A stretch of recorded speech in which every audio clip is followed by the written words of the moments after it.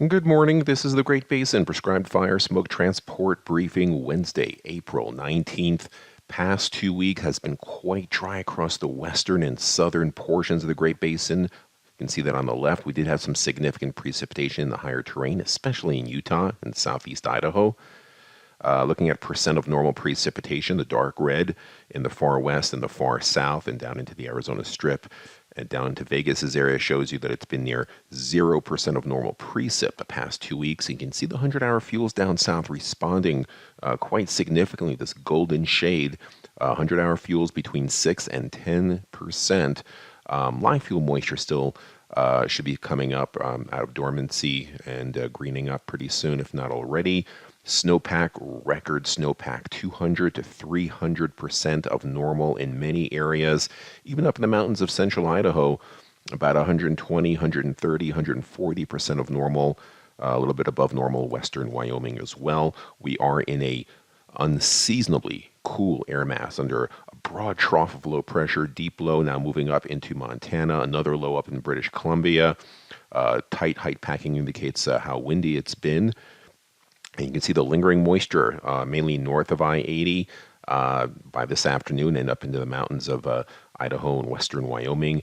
No issues on our 7-day, but you can see the dry humidities down south here, single digits to low teens in the far south. Still some breezy conditions down there as well. Higher humidities, of course, much further north.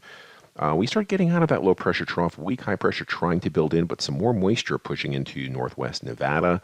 On Thursday, you can see still those dry humidities down south, but above 25% most other areas.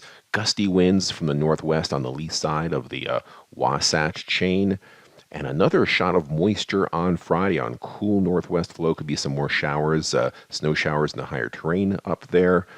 You can see those winds picking up again, and you can see those very dry humidities again down south. We haven't had moisture there in quite some time, and none expected in the next 3 days. Further down the road, Saturday, high pressure starting to build in a little bit.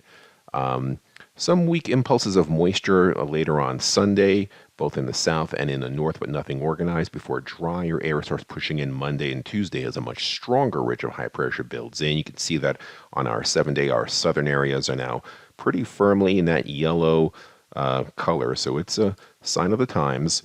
And our precipitation days 4 and 5, days 6 and 7, and the 7-day total, again, most of it in eastern and northern areas, bone dry in the west and in the south. 8 to 14 days shows a significant warm-up in temperatures as we go into the end of April and early May.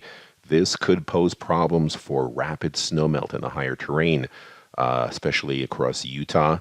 And near normal precipitation, normal is not that much as you get towards the end of April and early May. And this concludes our briefing. Have a great day.